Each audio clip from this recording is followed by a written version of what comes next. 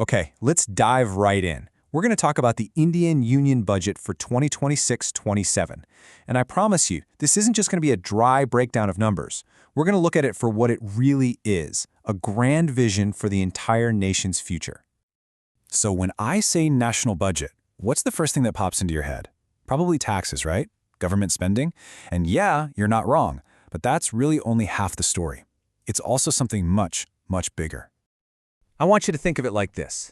The budget is both an architect's beautiful, sweeping vision for a city of the future, and it's the engineer's detailed technical blueprint to actually build that city. One is the dream, the other is the nuts and bolts plan. And today, we're going to explore both.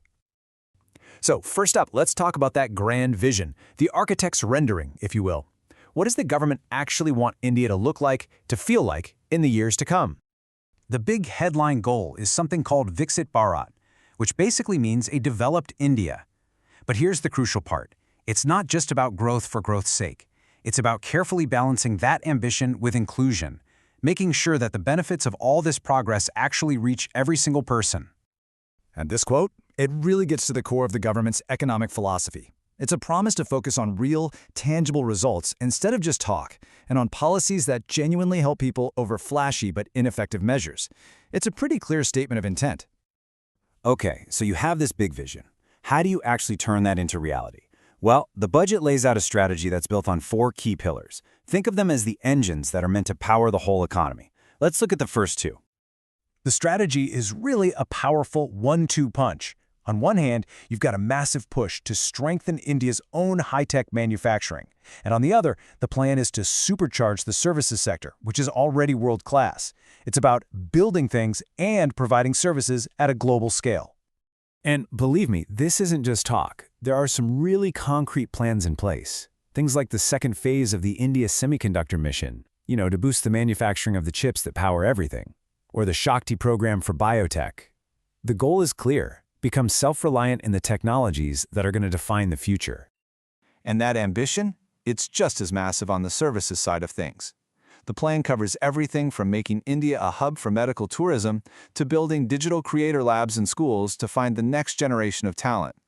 And on top of all that, major tax reforms are on the table, designed to give the vital IT sector an even bigger boost.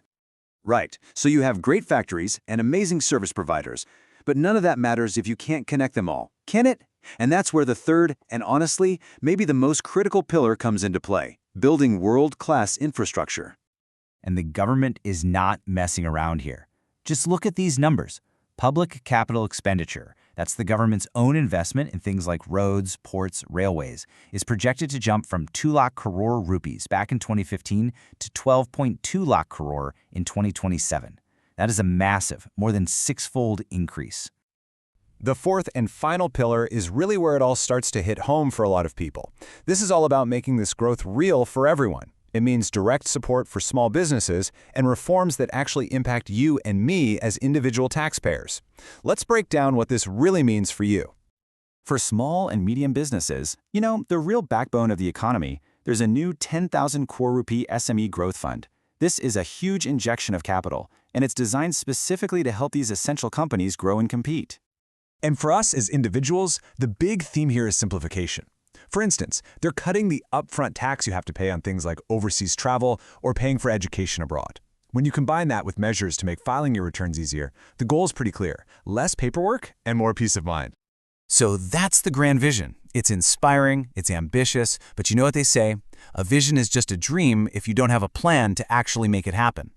So now let's switch hats. We've seen the architect's beautiful rendering. Now it's time to look at the engineer's actual blueprint.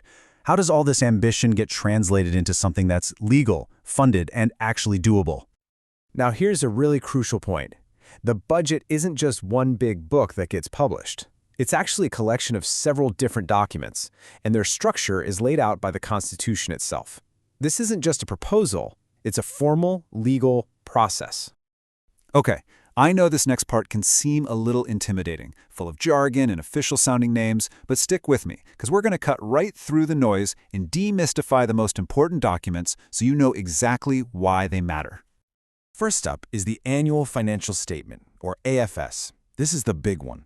If the entire budget was a company's annual report, This would be the main financial statement. It shows all the money the government expects to bring in and all the money it plans to spend. It is the absolute heart of the budget. And all of that money flows through what's called the Consolidated Fund of India. The easiest way to think about it is as the nation's main bank account. But, and this is so important, the government cannot spend a single rupee from this account without getting Parliament's approval first. It's a fundamental check on power, right at the heart of the system. Now remember all those tax changes we talked about a minute ago? Well, they stay just proposals until the finance bill is passed by Parliament. This is the actual legal document that turns all those ideas into real, enforceable law. So let's put it all together in a quick cheat sheet. The AFS gives you the big financial picture. The demands for grants is where each ministry makes its specific spending request. And the finance bill is what makes all the tax changes legal. These documents are the essential toolkit for making the budget's vision a reality. And that really brings us full circle, doesn't it? The vision sets the direction, that ambitious why and where we're going. But it's the blueprint made up of all these formal documents that gives us the practical how, making sure the journey is planned, funded, and totally legal. You just can't have one without the other. So as we wrap this up, I want you to think about it. The budget is both the soaring vision for a developed nation and at the same time, a meticulous set of rules and numbers.